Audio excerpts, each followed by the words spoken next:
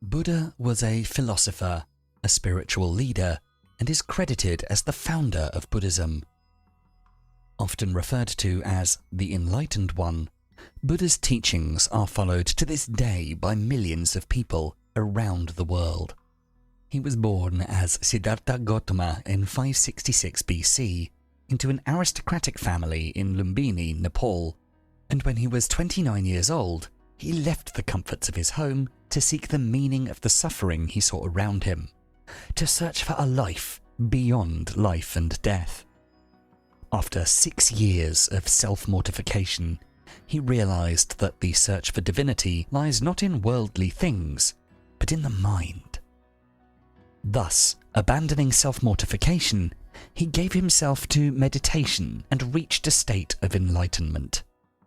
For the next 45 years of his life, he went around teaching others the path to attain this state of enlightenment.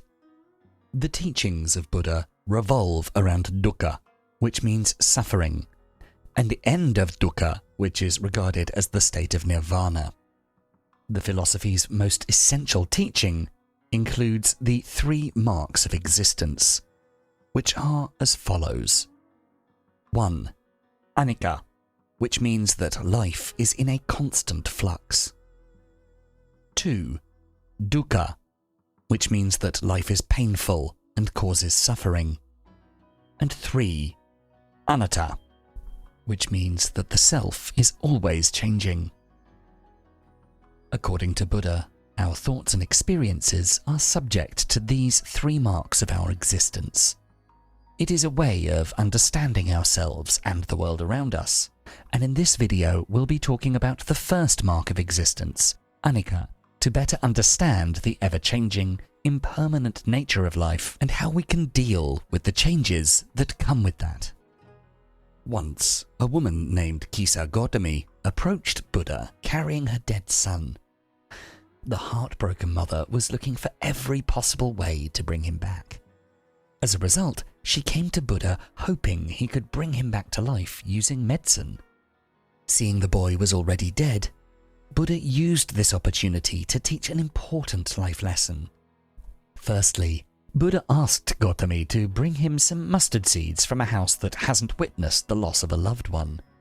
Gautami went door to door looking for the seeds, and slowly she realized that no such house exists.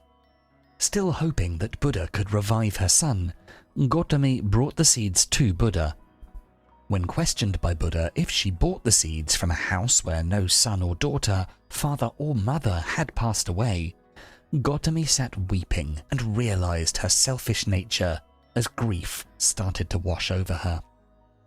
More importantly, she realized that death is common to all, and at last she realized the reality of impermanence and buried her son in a nearby forest.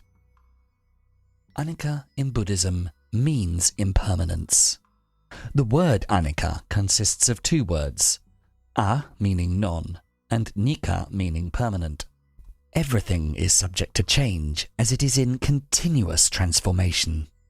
Since being is becoming, decay is inherent in all component things, and existence remains forever in a flux or continuous becoming, like a flowing river. The water flowing through a river may appear constant and unchanging to the naked eye, but in reality we never see the same atoms and molecules, so it cannot be the same water. The same is true of time through life. It is a progressive moment, a successive series of different moments joining together to give the impression of one continuous flow. The river of yesterday is not the same as the river of today. The river of this moment is not going to be the same as the river of the next. Life changes continuously. Once you're born, you grow, develop, become an adult until at some point you will die. In the interim, your relationships will change, your ideas and opinions will certainly change, and so will you. Everyone grows older and everything changes.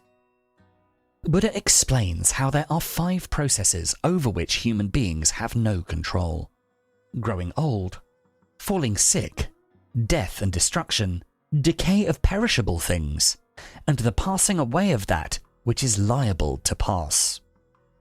No one can escape these 5 aspects of impermanence until one achieves Nirvana, the highest form of enlightenment achieved through the right attitude and awareness. In the normal course of our existence, we may not be able to escape from impermanence, but we can learn to cope with it. So with that in mind, here are 4 ways we can try to not only embrace life changes, but also be happy and grow with them, from the philosophy of the Buddha. Number 1. Acknowledge the change. Buddha says, all conditioned things are impermanent. When one sees this with wisdom, one turns away from suffering. Most of us desperately prevent change from happening because we fear the unknown. But since change is inevitable, we need to develop the mindset that allows us to let things happen when they unfold, instead of approaching change from a place of denial and resistance. A trip to the beach is the perfect allegory for the changes that we experience in our daily lives and how we tend to resist them. When we go to a beach, we build a sandcastle. We get caught up in making a beautiful and perfect castle. But after a while, a tide is bound to come and destroy the whole thing, whether we like it or not. We need to cultivate the awareness that change can happen quickly and at any time. We need to cultivate this awareness through meditation. You can use meditation as a way to directly and personally consider the environment around you and its impermanent nature. At the end of every day, you can meditate by focusing on stabilizing your breath, breathing in and out slowly and deliberately, letting go of all feelings and experiences, and becoming conscious of your body and mind. Once you're comfortable, it's now time to understand the fluidity of change and the impermanence of our mind, our body, the outer world, people, and relationships. A good way to start is by thinking about yourself, how you have evolved over time, and the challenges you've encountered or are currently facing. You can also start by thinking of your close ones, like your family, and how they've changed over time. How your relationship with your spouse, parents, or children have evolved over time. Then think of your friends, how they've evolved, the hardships they may have faced or are currently facing. Think of people in your city and around the world, and all the different hardships and happinesses they may be facing at any given moment. At any moment in time, there will be a death occurring in someone's family, while at the precise same moment, some other family elsewhere on the planet must have welcomed a new life into this world. If someone must have lost their job or must have lost their fortune, someone else must have won some kind of lottery or must have gotten a promotion or pay rise at work. If someone's calling off their wedding or is getting a divorce, someone else is getting married or experiencing their first love. For every terminal diagnosis, someone else must have had a miraculous recovery. For every argument or fight with a friend, someone out there, right at that moment, will be making a new friend or creating a new, lifelong memory with an existing friend. When you meditate on all of these scenarios, you will soon realize how life can change, and any of these fortunate or unfortunate events can happen to you too. If nothing unfortunate happened to you today, be thankful for that, and see how you can be there for people around you who are less lucky. If you're going through an unfortunate phase, know that you cannot be the only one going through whatever it is, and this too will change. Acknowledge that you and everything around you is constantly evolving, and you are no exception. Start by practicing this for 5 minutes every evening. If you find meditation difficult, you can also practice this exercise while on a walk under the beauty of nature.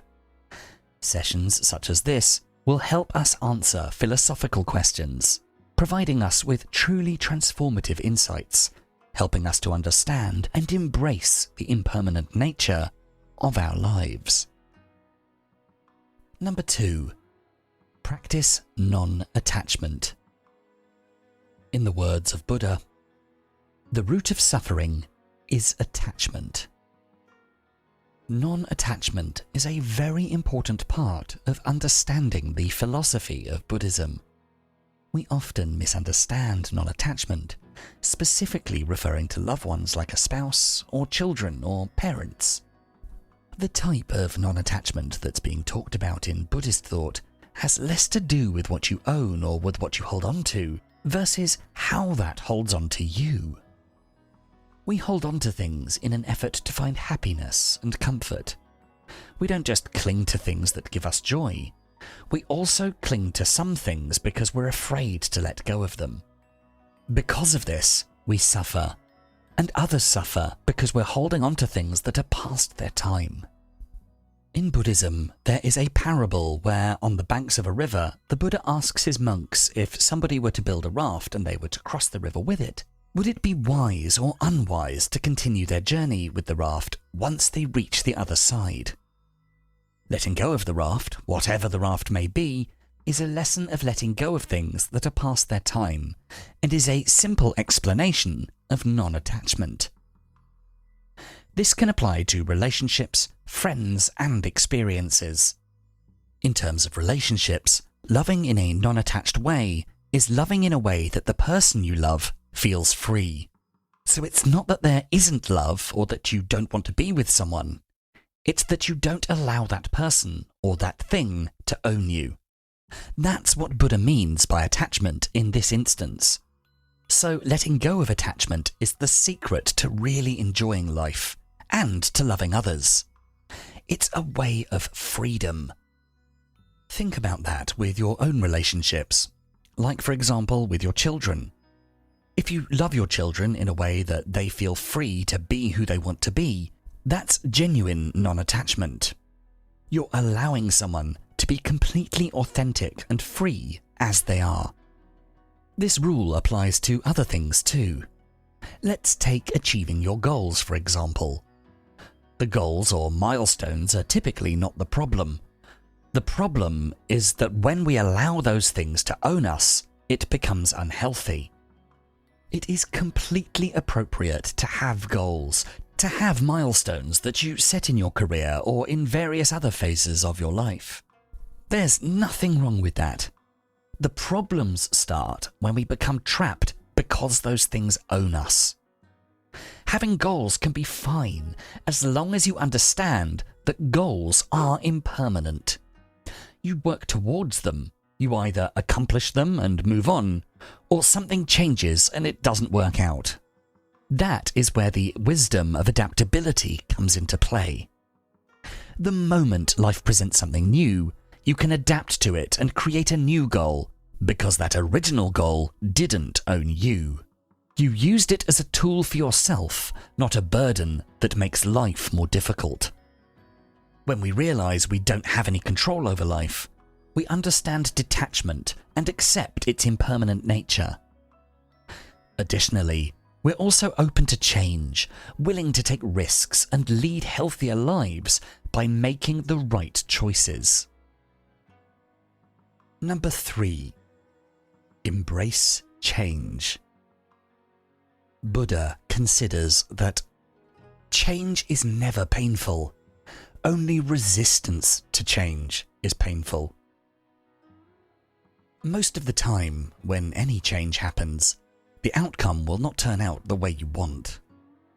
By refusing to accept this change, we actually make it worse because we're fighting against it, against the flow of life. But by embracing the situation, you deal with it far more effectively. For example, suppose your partner gets a promotion at work and they might need to work 10-hour days plus weekends. Because of this, they have to travel more often and won't have the same time as they have right now to spend with you or the family. Rather than sitting at home feeling anxious over being left alone, arguing with your partner and going against the flow of life, you need to understand and respect their choice. Free yourself from this attachment and make them feel free as well. And find a solution of your own by embracing this situation. You can indulge in your hobbies or pick up something you've always wanted to learn. You can also find local activities to do alone or with friends. Trying to keep everything fixed means we're not really changing, and therefore we're not really growing. Life is all about constantly growing in many different ways. Number 4. Learn from the experience. In our final quote from Buddha for this video, he says, "Every experience, no matter how bad it seems, holds within it a blessing of some kind. The goal is to find it." When we accept change and learn from it, change is no longer our enemy. It becomes our teacher. At its core, change pushes you to become a better person. Whenever you undergo something in your personal or professional development, while it may not seem like it at the time, these events offer lessons that help shape your future. They make you more flexible, innovative, and more aware. Change is only as scary as you make it seem.